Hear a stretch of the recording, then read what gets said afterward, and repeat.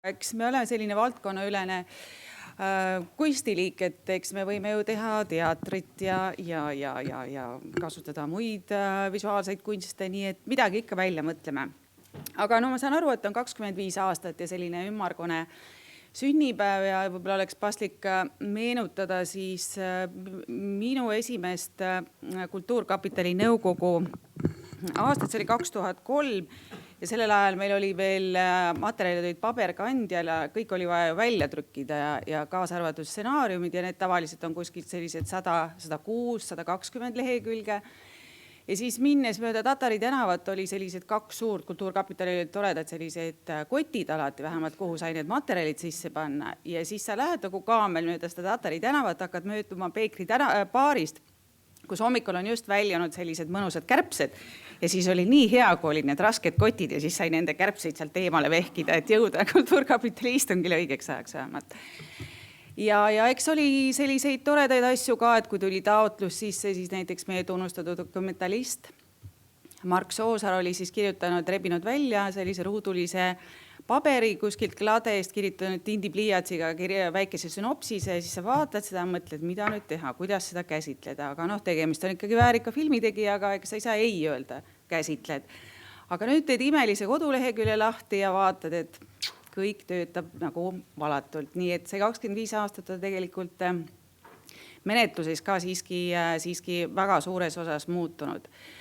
Aga filmist rääkides siis peab kiitma tõesti, et meil on väga hästi läinud nii ühest küljest ka rahalises mõttes, et vaikselt on ikkagi juurde tiksunud alkoholi tarbimisest ja hasartmängudest meile natukene raha, et ma just vaatasin mingeid numbreid, et aastal 2015 oli siis sihtkapitalil võimalik jagada 1,67 miljoni eest, see juba aastal 2018 oli see number veidi üle 2 miljoni. Nii et tegelikult, nagu te kõik ilmselt teate, siis filmi toetavad sellist 3 sammast, et esimene nendest on siis Eesti Filmi Instituut ja see eelarve nüüd praegusel hetkel, ütleme niimoodi, on kuskil 5 miljoni euro suuruses, sellepärast, et selline suurepärane programm nagu Eesti Vabariik 100 sai nüüd otsa ja võib öelda, et meie kuldaeg loodetavasti mitte, aga tundub, et praegusel hetkel veel need karmid ajad on meid tabamas. Ja teine on siis Kultuurkapital ja 3. on Kultuuriministeerium, mis siis eraldab ka filmide levitamiseks tuge. Ja filmis me tegelikult vaatame nagu seda valdkonda laiemalt, et ühest küljest muidugi väga oluline suurem osa sellest summast läheb siiski filmide tootmiseks, arendamiseks ja ka stsenaariumide kirjutamiseks. Ja väga palju me siiski pöörame tähelepanu ka nooremale põlvkonnale. Tegelikult ju kõik te teate, et põhilised Eesti filmitegijad tulevad välja BFM-ist, aga siiski, kui nad lõpetavad seal näiteks isegi bakalaureuse, siis väga tihti me toetame tegelikult nende täiendõpet või siis ütleme magistrikraadi taotlemist kuskil mujal välisülikoolides ja ka näiteks täiesti arvestatav hulk Eesti filmitegijaid on lõpetanud maailma absoluutse tippkooli Londonis, London Film and TV School, näiteks Tanel Toom ja selle kooli läbi tegelikult ta saigi oma tudengifilmi Oscari nominatsiooni. Nii et ja paljud kunstikud ka, nii et selles mõttes on väga tore, et isegi kui tegemist on väga kallite koolidega, on see ütleme pagas, mis nad seavad, on hindamatu, sellepärast et filmikunst on siiski rahvusvaheline ja hiljem, kui nad hakkavad filme tegema, siis vähemasti neil on olemas võrgustik ja sidemed, sellepärast et ega ühte korralikku Eesti mängufilmi siiski Eesti rahadega eriti teha ei saa, et ütleme niimoodi, et viimasel ajal eriti tundub niimoodi, et midagi muud ei tahaks teha, kui 2 inimese draamat pimedas toas, et siis nagu ei ole see, et sa ei pea iga koosolekut alustama karjega, et raha ei ole. Aga siiski just need võrgustikud, mis tekivad nii täiendkoolitustel kui ka tegelikult ülikoolides, annavad võimaluse, et sa pärast leiad need inimesed muudes maades üles ja üritad müüa oma projekti, nii et sul tulevad need kaastootjad teistest riikidest. Ja niimoodi on siis võimalik vahetevahel teha ka midagi peale kammerlike draamade, mis üldjuhul on sellised sisekaemuslikud teosed. Et selles mõttes on see väga oluline. Mille poolest Kultuurkapital on viimastel aastatel väga palju aidanud ka filmilevile kaasa, on Eesti väikekinode digitaliseerimine. Sest tegelikult Eestis on situatsioon kinodega väga-väga hea. Meil on väga palju ekraane ja te näete, et isegi eile avati taas uus multiplex Ülemiste keskuses. Ja ütleme nii, et kõik suurlinnad on väga hästi nagu kaetud ja kui me vaatame tegelikult, et kust tulevad siis need suured vaatajate hulgad, siis tavaliselt on olnud ikka Tallinn. Aga peab tõdema, et peaaegu 90% ulatuses on siis ka Kultuurkapitali toega suudetud ära digitaliseerida väikeste maakondade, pealinnade või siis nende linnade ekraanid, mis on väga tore, et selles mõttes siis me on vähemalt võimalus tegelikult Eesti filme levitada ka nendes väikestes maakohtades, sest üldjuhul enne see toimus kas DVD või Blu-ray variandis, et tegelikult ka maal saavad inimesed vaadata väga kvaliteetsel tasemel filme, et selles osas suur tänu tegelikult Kultuurkapitalile. Kui rääkida natukene veel filmide tootmisest ja arendamisest, siis muidugi suur murelaps on meil stsenaariumite arendamine ja tegelikult ka mingil määral ütleme režissööride raske saatus, sellepärast et tegelikult üks filmiprojekt elab kuskil 5 aastat alates sellest hetkest, kui sünnib idee. Ja kuidagi jõuda selle faasini, et selle stsenaariumiga oleks võimalik ka võttesse minna, kulub tegelikult 3 aastat. Ja lihtne öelda küll, et mis see 106 lehekülge siis kirjutada on, aga on ka juhtumeid, kus meil on nagu 30 stsenaariumi versioone. Ja see tuleb kirjutada äärmiselt professionaalselt, sellepärast et üks asi on kirjutada see võttegrupile, aga teine asi on see kirjutada rahastajatele, et see peab olema tehtud niimoodi, et see töötaks nii Kultuurkapitali komisjonile, kui näiteks EF-ile, kui ka näiteks välispartneritele. Nii et ütleme selles osas muidugi BFM töötab väga hästi, et meil on noori stsenariste tulemas, aga ütleme selliseid, kes suudaksid sellest ära elada, selliseid stsenariste meil paraku Eestis ei ole. Ja see, et Kultuurkapital aitab loometöö toetusega, ütleme kas või nagu selle aastase perioodi viljakalt üle elada, et see on minu meelest väga-väga suur asi ja see, et see kehtestati paar aastat tagasi, on juba andnud nii-öelda tulemusi. Ja see kehtib ka režissööride kohta tegelikult, sest töötades ühe projektiga sa ei saa paralleelselt teha mitut mängufilmi. See lihtsalt ei ole võimalik. Et siis töötades ühe mängufilmiga tegelikult kulub su elust 5 aastat ja pärast tegelikult kulub veel 2 aastat, et sa käid selle filmiga rahvusvahelistel filmifestivalidel. Kui film on piisavalt huvitav neile, siis kuidagi tuleb see aeg üle elada ja see loometöö stipendium on väga suureks abiks. Ma mäletan ühte istungit, kus oli just lugu, istus Katrin Kissa ka üks tuntud filmiprodutsent ja taotlus oli sees, kas elajas ära osas. Ja Rainer Sarnet oli esitanud taotluse ja sellel hetkel oli tõesti Kissa karjatas, et ma toetan seda väga, sest muidu peab minema tööle. Selles mõttes, et tavainimese jaoks on see arusaamatu, et mida see tähendab. Aga see tähendab seda, et ta peab leidma siis nagu vanal heal nõukogude ajal endale mingi katla kütja koha. Aga veel kord tänu selle toetuse eest. Kultuurkapital on tegelikult väga tõhusalt aidanud ka Eesti autoritel külastada festivale, sellepärast et Eesti film üldjuhul võib võrrelda ehk spordiga, tegelikult kõik Eesti mängufilmid peaaegu kõik linastuvad A-klassi festivalidel. Seda võib võrrelda tegelikult, ütleme maailmameistri mingi finaaliga või millegi taolistada võistlusprogrammides. Ja see on täiesti super tulemus ja tavaliselt on niimoodi, et ikkagi festivalid kutsuvad autorid esitlema filmi. See on väga oluline ka selle publiku jaoks, kes on nagu kogunenud, sellepärast, et toimub selline aktiivne mõtete vahetus ja see on väga vajalik tegelikult ka režissööridele, sellepärast, et see film, mis nad on endas kandnud 5 aastat, et kui nad lähevad sellega välja, see on samasugune tunne, nagu sa oled lõpuks sünnitanud lapse, eks ole, ja sa pead nagu ta andma kellelegi teisele hoida või et noh, et see sama stress, et sa pead kuidagi sellest nagu lahti laskma, et ta on täiskasvanuks saanud. Ja see on väga oluline, et tegelikult autorid saavad pärast festivalidel seda tagasisidet ja seda mõttevahetust, et liikuda järgmise projekti juurde ja see kestabki tavaliselt kuskil 1,5–2 aastat. Nii et ka tänu selle eest.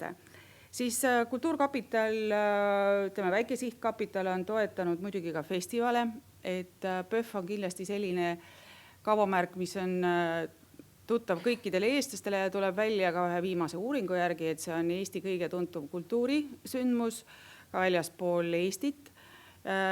Ta on muidugi äärmiselt, ütleme niimoodi, kuidas seda nüüd väljendada. Ta on meile väga suureks rõõmuks, aga samas väga suureks finantskoormaks. Nii et oli aeg, kui muidugi suur nõukogu toetas ka PÖFF-i, sellepärast, et ta tegelikult on tõesti valdkonnade ülene nähtus.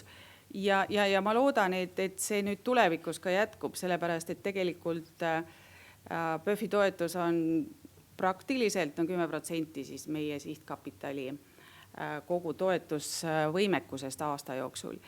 Ja samamoodi on teisi väga toredaid väiksemaid festivale, mis on siis sihtkapitali abiga sündinud, nii et selles osas võib ka rõõmu tunda. Mida siis rääkida sihtkapitalist veel, võib-olla filmide osas ma tahaks rääkida seda, et on suur rõõm tegelikult, et sihtkapital toetab tegelikult selliseid projekte, mis on ka eksperimentaalsed, selles mõttes, et on selge, et Eesti Filmi Instituudil on oma nägemus olemas, et missuguseid projekte võiks toetada ja et oleks selline korrelatsioon, et tõesti oleks ka lastefilme, oleks erineva žanris filme.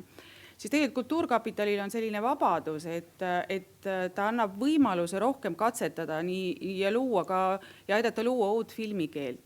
Ja vahetevahel on muidugi ka EF-il, ütleme, suuri raskusi tegelikult toetada kõiki neid mängufilmi taotlusi, mis sinna laekuvad. Siis omast kogemusest ma võin rääkida Vallo Toomla mängufilmist Teesklejad, mis oli debüütfilm. Ja mis põhines siis originaalstsenaariumil, mille kirjutasid Andris Feldmanis ja Liivia Ullmann. Ja tegemist oli sellise suhteliselt madala eelarvelise filmiga, aga siiski. Ja just nimelt 4 näitlejat. Aga probleem oli selles tegelikult, et kuna mul on mingi väike kogemus nagu rahvusvaheliste filmide tegemisega, siis meil kuidagi õnnestus vaatamata sellele, et debüütfilme üldjuhul tegelikult debüütrežissööridel ei ole sellist kreditit, et sa lähed kuskile väljapoole ja sul on võimalus saada rahastus. Kuidagi meil siiski õnnestus saada toetust nii Leedust kui ka Lätist. Ja siis me tulime Eestisse tagasi sellega taotlusega, sest stsenaarium oli tunnustatud väga-väga heaks, mis sai ka tegelikult esimesel filmi ja teleauhindadel parima stsenaariumi auhinna. Aga tuli välja, et sellel hetkel, kui oli kuidagi eeldatud, et see tootmistoetus võiks tulla, siis selgus, et raha siiski vähem. Ja mul oli tõesti hea meel, et tegelikult Kultuurkapital täiesti iseseisvalt toetas seda filmi ja oli võimalik teha selline rahvusvaheline koostööfilm, kus olid omala tipptegijad ka teistest riikidest ja lõpuks esimese filmina avas San Sebastiani filmifestivali. Nii et selles mõttes oli tore, et tänu Kultuurkapitalile tegelikult see film sai üldse sündida. Ja lõpuks siis meil õnnestus see stsenaarium esimesena Ida-Euroopas maha müüa ka prantslastele, kes just hakkavad selle stsenaariumi järgi nüüd uut filmi tegema. Nii et jällegi tänu Kultuurkapitalile. Nii et sellised huvitavad initsiatiivid nagu tegelikult, mis võimaldavad Eesti filmiloojatel leida alternatiivseid vahendeid, ma arvan, on hindamatu väärtusega. Aga kui rääkida üldse Eesti filmist, siis ma arvan, et ilma Kultuurkapitalita Eesti filmi tõesti ei eksisteeriks. Et praegusel hetkel me oleme jõudnud sinnamaale, kus meil oli eelmisel aastal 650 000 vaatajat, mis on absurdselt suur number tegelikult, et ütleme nii, et tippaastad olid meil ka 350 000 aastal 2016 ja 2015, aga seda suures osas muidugi ütleme klassi kokkutulekule. Et need aastad nagu märgivadki seda klassi kokkutulek 1, 2 ja nüüdseks hetkeks 3. Aga see suur number sai muidugi saavutatud just tänu Eesti Vabariik 100 programmile, mida Kultuurkapital ei toetanud otseselt ja õnneks ka, sest siis oleks Kultuurkapital täiesti kõhuli olnud, sellepärast et kõik raha oleks läinudki filmi tootmise toetamiseks. Aga samas tegelikult need autorid, kes siis esitlevad neid filme, saavad Kultuurkapitali toetust. Et selles osas on jällegi kõik väga hästi. Nii et üldiselt ei ole midagi teha, et filmi osas me vaatame nagu optimistlikult tulevikku, aga peaksin ütlema, et meil on muidugi ka selline kunstilik nagu fotograafia, mis tavaliselt vähemasti nüüd see võib-olla on muutunud, aga need korrad, kui mina olin, siis meil kõik alati vaatasime sellise pilguga, et mis sellega küll nüüd teha. Aga hea on see, et me suutsime vähemasti väga häid ja professionaalseid väljaandeid toetada, kindlasti ka näitusi alati, kui need taotlused meile sisse tulid.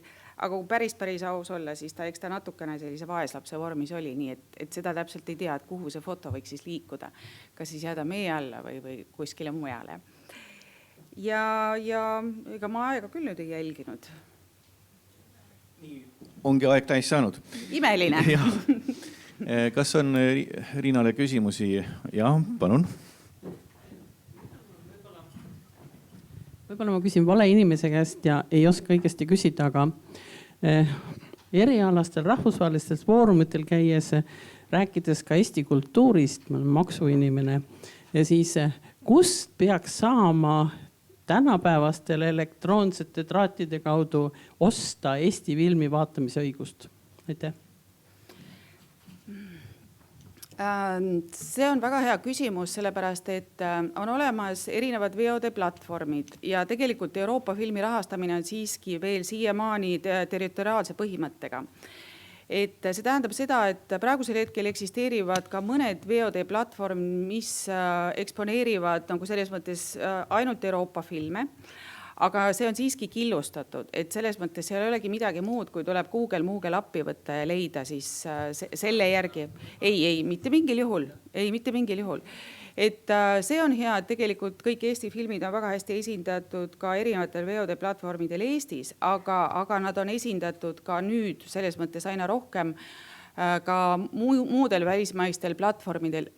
Probleem on lihtsalt selles, et kui enne sõlmiti lepingud müügiagentidega, siis tavaliselt nad võtsid need kõik õigused ära, nii kino, tele kui ka siis VOD-platvormide ja põhimõtteliselt nad hoiavad neid veel käes ise aktiivselt mitte müües. Aga see on kogu Euroopa probleem, see ei ole ainult Eesti probleem, paraku. Aga härra Ansip väga jõuliselt võitleb selle vastu. Nii et siis ehk see...